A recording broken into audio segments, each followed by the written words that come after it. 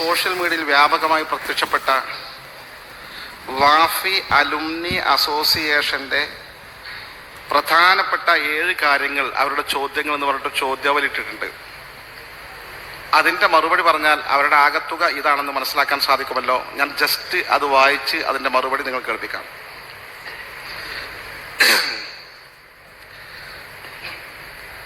ഒന്ന്,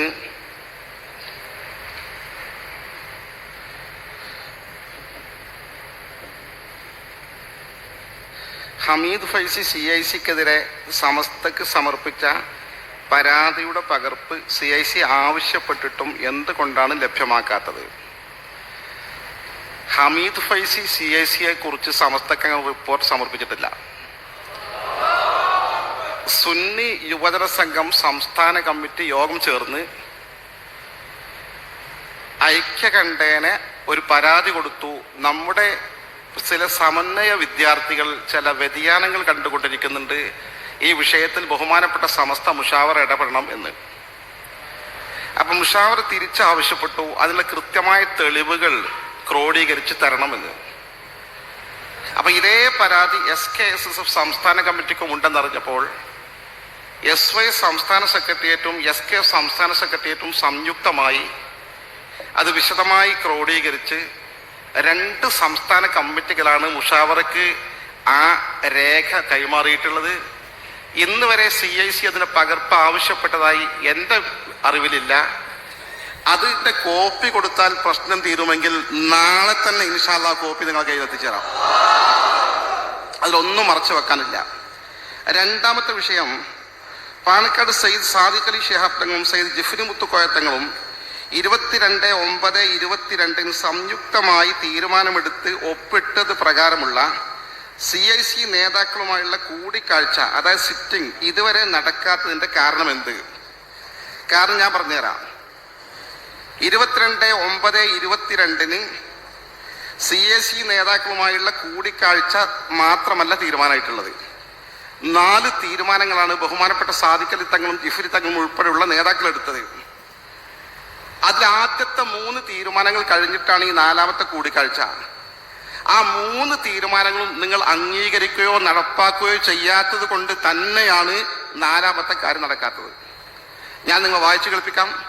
1, സമസ്ത കേരള ജംഇയ്യത്തുൽ കേന്ദ്ര മുഷാവറ തയ്യാറാക്കി അംഗീകരിച്ച സ്ഥാപനങ്ങൾക്കുള്ള പെരുമാറ്റച്ചട്ടം CIC-യും അംഗീകരിക്കുക. ഈ നിമിഷം വരെ CIC അംഗീകരിച്ചിട്ടില്ല. 2, സാമൂഹിക മാധ്യമങ്ങളിൽ സമസ്തയെയും നേതാക്കളെയും അപകീർത്തിപ്പെട്ട് പോസ്റ്റിട്ട കാര്യങ്ങൾ ഞങ്ങളുമായി ബന്ധമില്ലാത്തതാണെന്ന് CIC അധികൃതർ പരസ്യമായി പ്രഖ്യാപിക്കുക. അത്തരം പോസ്റ്റിട്ടവർക്കെതിരെ നടപടി കൈക്കൊള്ളുക. ഈ നിമിഷം വരെ അവർ ചെയ്തിട്ടില്ല. 3, CIC സെനറ്റിൽ നിന്ന് ഒഴിവാക്കിയ 2 പേരെ സെനറ്റിലേക്ക് തിരിച്ചെടുക്കുക. ഈ നിമിഷം വരെ ചെയ്തിട്ടില്ല. ഇതൊക്കെ ചെയ്യുന്ന മുറക്ക് തീർച്ചയായും ആ കൂടിക്കാഴ്ച നടക്കും. കാത്തിരിക്കുക, ഇൻഷാ അല്ലാഹ് നടക്കും. 3ാമത്തെ കാര്യം പറയാനുള്ളത്, പറഞ്ഞിട്ടുള്ളത്, പ്രചരിപ്പിക്കപ്പെടുന്ന 9 കാര്യങ്ങളിൽ മുഷാവറ മിനിറ്റ്സിൽ രേഖപ്പെടുത്താത്ത 3 കാര്യങ്ങൾ വന്നത് ആരുടെ താല്പര്യപ്രകാരമാണ്? അത് നിയമവിരുദ്ധമാണെന്ന് അറിയുന്നത് കൊണ്ടല്ലേ മിനിറ്റ്സിൽ ചേർക്കാതിരുന്നത്?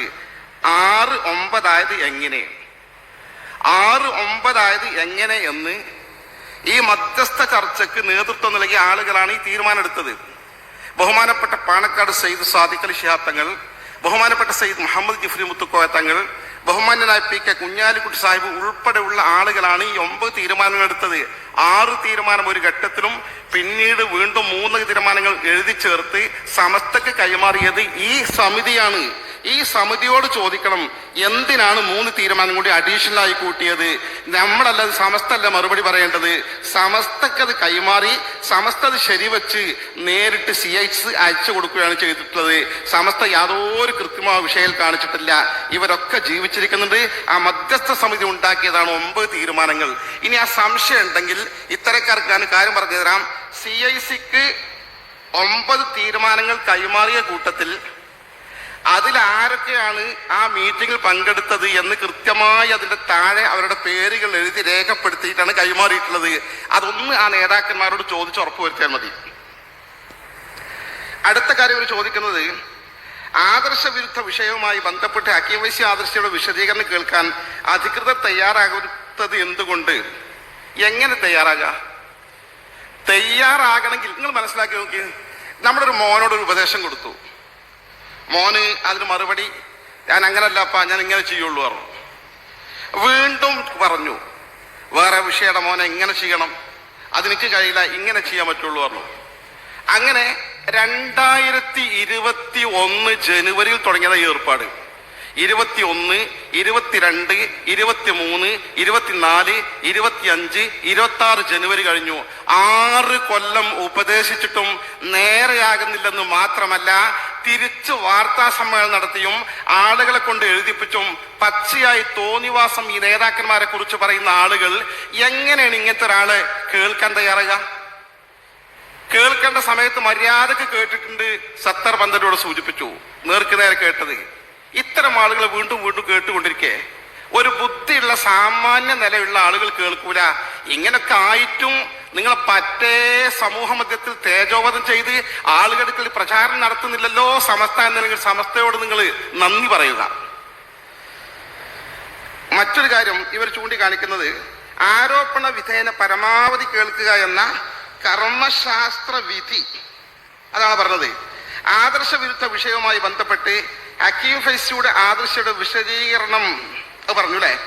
അടുത്ത ആരോപണ വിധേയനായ പരമാവധി കേൾക്കുക എന്ന കർമ്മശാസ്ത്ര വിധിയും സമസ്തയുടെ കഴിഞ്ഞ കാല പാരമ്പര്യവും ഹക്കീം ഫൈസിയുടെ കാര്യത്തിൽ മാത്രം എന്തുകൊണ്ട് ലംഘിക്കപ്പെടുന്നു? സെയിം ചോദ്യമാണ്, സെയിം മറുപടിയാണ്. അടുത്തത് സമസ്ത മുഷാവറ വാഫി സിലബസിൽ ബിദ്അത്ത് ഉള്ളതായി ഇതുവരെ ആരോപിച്ചിട്ടില്ലെന്നിരിക്കെ ഇത്തരമൊരു പ്രചാരണം ആരുടെ സൃഷ്ടിയാണ്? സമസ്ത കേരള ജംഇയ്യത്തുൽ കൃത്യമായി പറഞ്ഞിട്ടുണ്ട് ആദർശ വിരുദ്ധ പ്രചാരണങ്ങൾ ഇവർ നടത്തുന്നുണ്ട് എന്ന്. ബിദ്അത്ത് എന്ന അറബിയാണ്, ആദർശ വിരുദ്ധ മലയാളാണ്. കൃത്യമായി അർത്ഥം പഠിച്ചാൽ ആ പ്രശ്നം തീരും.